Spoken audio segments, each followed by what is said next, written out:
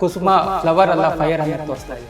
ನಾನು ಈ ಮೂಲಕ ಅವರಿಗೆ ಚಾಲೆಂಜ್ ಅನ್ನ ಮಾಡ್ತಾ ಇದ್ದೀನಿ. ನಿಮ್ಗೆ ತಾಕತ್ತಿದ್ರೆ, ನಿಮ್ಗೆ ದಮ್ ಇದ್ರೆ ಕೇಳಿ, ನೀವು ಆಂಧ್ರ ಮೂಲದ ಹೆಣ್ಣುಮಗಳಿಗೆ ಯಾವ ಸಂದೇಶ, ಕೊನೆ ಸಂದೇಶವನ್ನ ಡಿ.ಕೆ. ರವಿ ಕಳಿಸಿದ್ರಲ್ಲ ಅವರ ಫೋನ್ ಇಂದ, ವಾಟ್ಸ್ಆಪ್ ಮೂಲಕ ಯಾವ ಆಂಧ್ರ ಮೂಲದ ಹೆಣ್ಣುಮಗಳಿಗೆ ಯಾವ ಅಧಿಕಾರಿಗೆ ಕಳಿಸಿದ್ರಲ್ಲ, ಹೋಗಿ ಆಕೆಯನ್ನ ಕೇಳಿ. ನೀವು ನನ್ನ ಹೆಸರು ಹೇಳದೆ ಅವ್ರು ರಾಜಕಾರಣ ಮಾಡ್ತಾ ಇಲ್ಲ. ಅವ್ರ ರಾಜಕಾರಣ ಬರೀ ಕುಸುಮ ಆಗಿರೋದು, ಬೇರೆ ಏನೂ ಇಲ್ಲ. ಬೆಳಗ್ಗೆ ಮಧ್ಯಾಹ್ನ ರಾತ್ರಿ ಬರೀ ಕುಸುಮ ಕುಸುಮ, ಆ ಹೆಣ್ಣು ಆ ಹೆಣ್ಣು ಆ ಹೆಣ್ಣು ಅಷ್ಟೇ.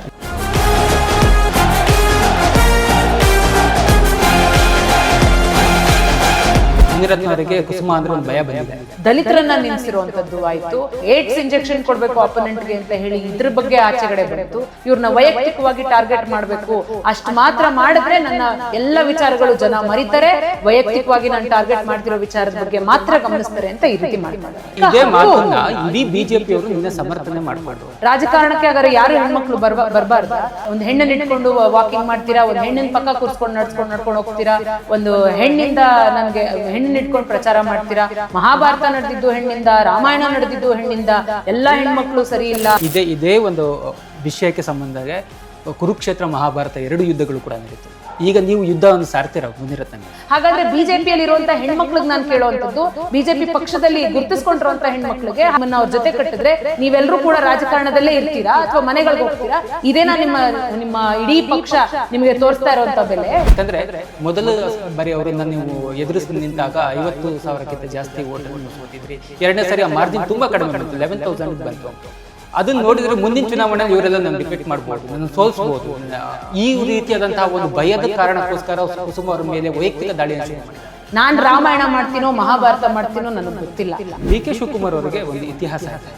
ಅವ್ರನ್ನ ಎದುರು ಹಾಕೊಂಡವ್ರನ್ನ ಯಾರು ಕೂಡ ಸೋಲಿಸದೆ ಬಿಡೋದಿಲ್ಲ. ಹಿಂದೆ ದೇವೇಗೌಡರನ್ನು ಕೂಡ ಅವರ ತೇಜಸ್ವಿ ಅವರನ್ನ ನಿಲ್ಲಿಸಿ ಸೋಲಿಸಿದ್ರು. ಈಗ ಚನ್ನಪಟ್ಟಣ ಬೈ ಎಲೆಕ್ಷನ್ ಕೂಡ ಅದನ್ನು ನೋಡಿದ್ವಿ, ಯೋಗೇಶ್ ಅವರನ್ನು ಗೆಲ್ಸ್ಕೊಬಂದ್ರು. ಇಲ್ಲೂ ಕೂಡ ಅದೇ ರೀತಿಯಾದಂಥ ಒಂದು ಸಿನಾರಿಯೋ ಕಾಣಿಸ್ತದೆ. ನೀವು ನನ್ನ ವೈಯಕ್ತಿಕ ವಿಚಾರಕ್ಕೆ ತಲೆ ಹಾಕುವಂತದ್ದು ಏನಿದೆ? ನಿಮ್ದು 100 ವೈಯಕ್ತಿಕ ವಿಚಾರಗಳಿವೆ. ನೀವ್ ಹಂಗಾದ್ರೆ ನನ್ನ ವೈಯಕ್ತಿಕ ಜೀವನದಲ್ಲಿ ನಿಮ್ಗೆ ಇಷ್ಟೊಂದು ಆಸಕ್ತಿ ಯಾಕೆ? ಇದು ಒಂದೇ ಕಾರಣಕ್ಕಾಗಿ ನೀವು 3 ಜನ ತ್ರಿಮೂರ್ತಿಗಳನ್ನ ಟಾರ್ಗೆಟ್ ಮಾಡ್ತಾ ಇದ್ದಾರೆ ಅಂತಕ್ಕಂಥದ್ದು ರಾಜಕಾರಣದಲ್ಲಿ ಎಲ್ಲರೂ ಕೂಡ ಚರ್ಚೆ. ನಾನು ಈ ನಿಮ್ಮ ಮೂಲಕ ಅವರಿಗೆ ಹೇಳುವಂಥದ್ದು ಇಷ್ಟೇ. ಡಿ.ಕೆ. ರವಿ ಬಗ್ಗೆ ಇವ್ರಿಗೆ ಇಷ್ಟೊಂದು ಅಪಾರವಾದ ಗೌರವ ಇದ್ರೆ, ಡಿ.ಕೆ. ರವಿಯ ಸಾವಿಂದ ಇವ್ರಿಗೆ ಇಷ್ಟೊಂದು ನೋವಾಗಿದೆ. ಡಿ.ಕೆ. ರವಿ ಸತ್ತಾಗ 2015ರಲ್ಲಿ ಇವ್ರು ಇದೇ ಕ್ಷೇತ್ರದ ಶಾಸಕರಾಗಿದ್ರು. ಅವತ್ತಿನ ದಿನ ಯಾಕೆ ಇವ್ರು ತೀರ್ಮಾನ ತಗೊಂಡಿಲ್ಲ ನನ್ನ ಕ್ಷೇತ್ರದಲ್ಲಿ ಅವ್ರದ್ದೊಂದು ಪುತ್ಥಳಿಯನ್ನ ಮಾಡ್ತೀನಿ ಅಂತ? ನೀವೊಂದು ಹೇಳಿದ್ರಿ, ಈಗ ಆಂಧ್ರ ಮೂಲದ CBI ಅಧಿಕಾರಿಗಳು ಕೊಟ್ಟಿರ್ತಕ್ಕಂಥ ಒಂದು ವರದಿ ಏನಿತ್ತು ಆ ಕೊನೆ ವರದಿಯಲ್ಲಿ ಏನಿತ್ತು? ಯಾರಿಗೆ ಮೆಸೇಜ್ ಮಾಡಿದ್ರು, ಏನಂತ? ಹೌದ್ರಿ, ನಾನು ಡಿ.ಕೆ. ರವಿ ಹೆಂಡ್ತಿ, ಹೌದು ಈಗಲೂ ಡಿ.ಕೆ. ರವಿ ಹೆಂಡ್ತಿನೇ. ನಿಮ್ಗೆ ಇಷ್ಟ ಅಭಿಮಾನ ಈಗ ಎಲ್ಲಿಂದ ಉಕ್ಬಿಡ್ತು? ಅವತ್ತಿಲ್ದೇ ಇದ್ದಿದ್ದು ಇವತ್ತೆಲ್ಲಿ?